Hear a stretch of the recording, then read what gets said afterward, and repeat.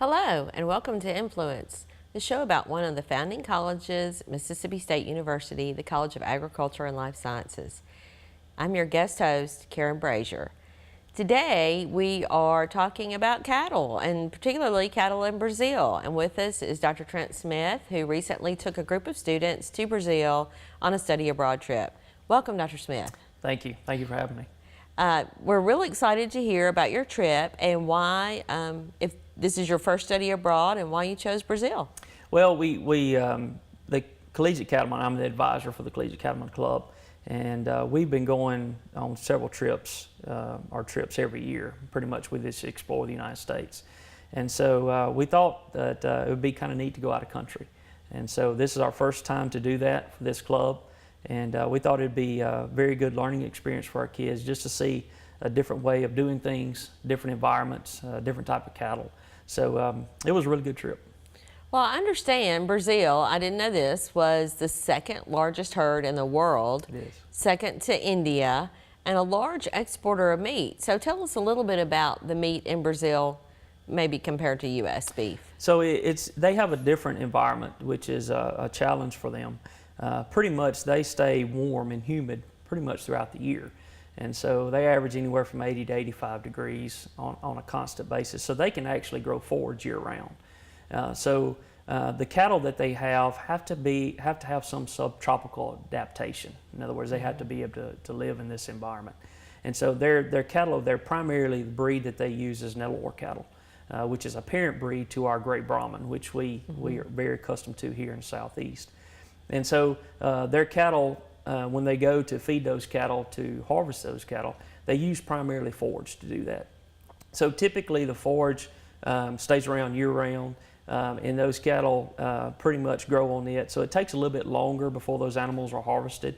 And typically they harvest animals that we generally do not. They actually harvest bulls for the most part. The reason for that are implants are illegal there.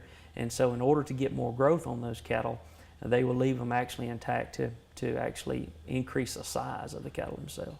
So tell us a little bit about how long cattle go through the management process before they go to the feedlot compared to Brazil. What is that time difference? So here, cattle are harvested normally around 15 to 17 months of age. But in Brazil, it's at least 2 years or more. Most of the cattle that we actually saw harvested there were right at 36 months. So they're considerably older, and so it takes just longer to get to that harvest weight because of the forage base growth that they actually do there. And is the meat quality different? The meat quality is different. Usually with our feedlots, we are heavy concentrate diets, and so we can put gain on cattle a lot faster than they can. And typically the fat will be different. And we can marble cattle pretty well. There, when you're looking at the forage-based diet, the cattle don't fatten as quick. They don't put on the marbling pretty much. It's what we would be accustomed to. So, you mentioned about them, their largest herd there. They export a lot of product, but it's primarily very lean beef, and it goes to those types of markets. So it's a total different product there than what we do here. Okay. I know you brought some pictures to look at and maybe look at their management style, because they manage their cattle a little bit different than we do. Sure. They do. Maybe you can talk about what we see. Yeah, this picture here kind of gives you an idea as far as the environment and the type of cattle that they have. This is the Nelore breed. This is primarily their purebred cattle that they have in Brazil, and everything pretty much stems from these type of cattle. They are subtropically adapted, so they can pretty much handle the hot temperatures and the humidity. This is also just gives you an idea of our students pretty much looking at some young growing cattle that they were looking at. These cattle are right at about 8 months of age, and what they will do is they will carry these cattle out to at least 2 years of age before they will actually harvest those cattle. And I see trees in there, and there's some more trees. Yeah, Tell me about that. Yeah, one of the things that they had was they talked about at the several research stations that we went to, an integrated system to where they could actually use that particular acre of land throughout the year. And so when we went there, they were actually during the phase as far as growing corn. And what's neat about it is they would actually plant grass in between the rows of corn. And so when they harvested the corn, they would put the cattle on the corn, and then they would basically grow those calves out into harvest stage. And then once they did that, then they replaced that with soybeans. So they're also a large producer of soybeans as well. Okay. This is another picture here of just the students and us riding. This was a commercial producer that we were visiting with.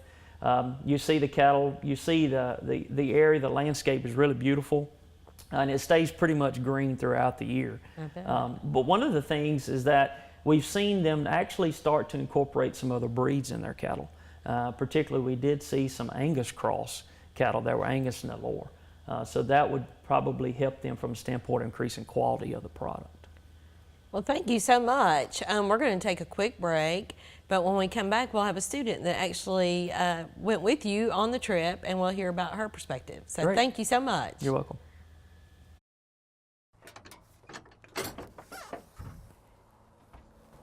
Think you know ag?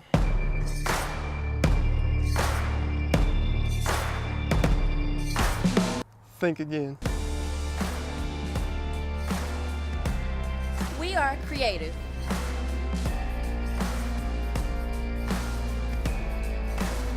We protect the environment.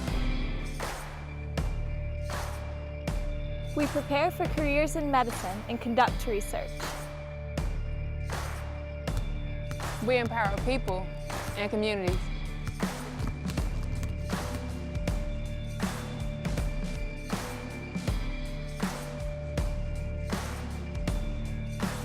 We are technology driven.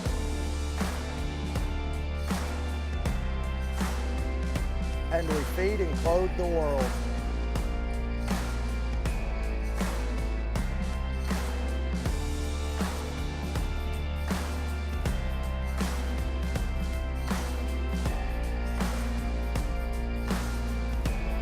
We are at the College of Agriculture and Life Sciences at Mississippi State University.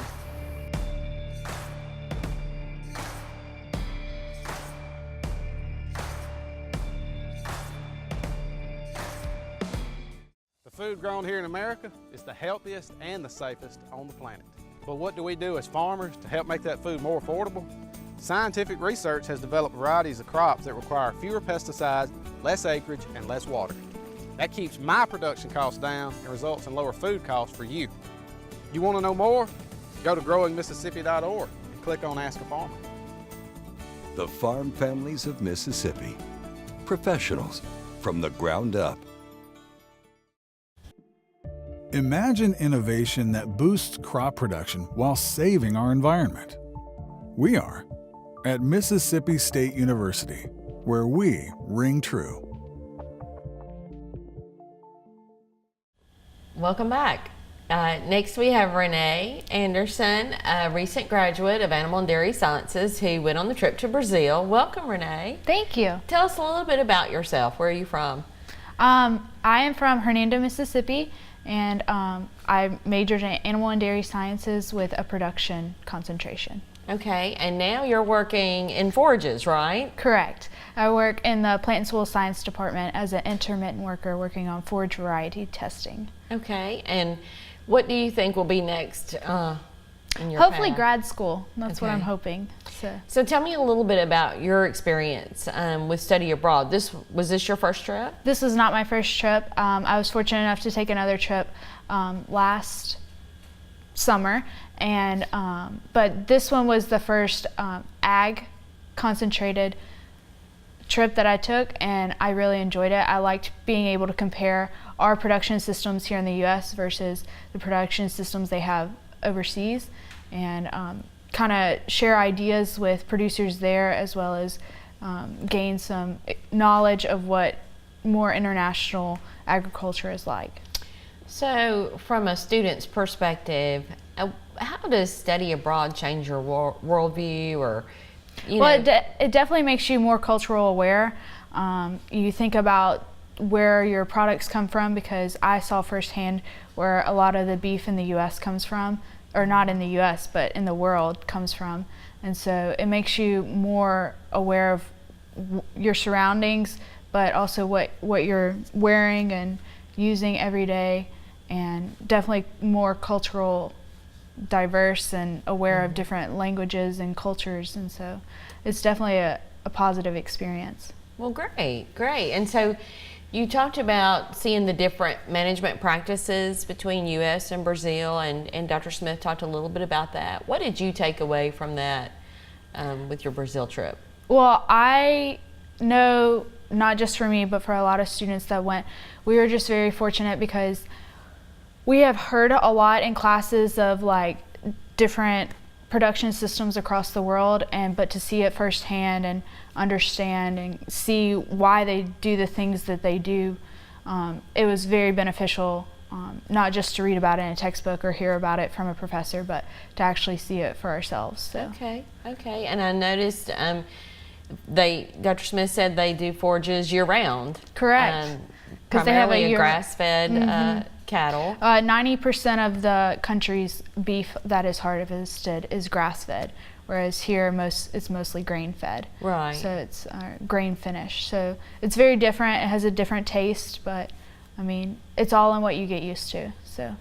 Well, with now working in forages, maybe there would be, is that something that interests you? Yes, ma'am, definitely. I hope to maybe one day possibly get a master's in partnership with a university down there in Brazil, as well as here at Mississippi State. So. And you also have some photos that we wanted to look at. So tell us a little bit about what's going on in this photo. Is this the group that attended? Yes, ma'am. This is the full group that went, and at this particular location, this is a Brazilian packing plant that was actually very, how do you say it, very clean, and they took very good measures as far as food safety goes. And so we were very impressed. And this is a butcher shop, and it also has a restaurant connected with it, and they were kind of selling a different type of beef. It was is more like what we have here in the U.S. as far as marbling and stuff goes. This is actually a JBS processing plant that we went to. JBS is a Brazilian company that also has packing plants and feedlots here in the U.S. And this is just a picture of where we went to a research facility and saw the different forages that they were growing and how they were integrating the systems. Thank you so much to Dr. Trent Smith and Renee for telling us all about their trip to Brazil. I hope you enjoyed this episode of Influence and that you will come back next time.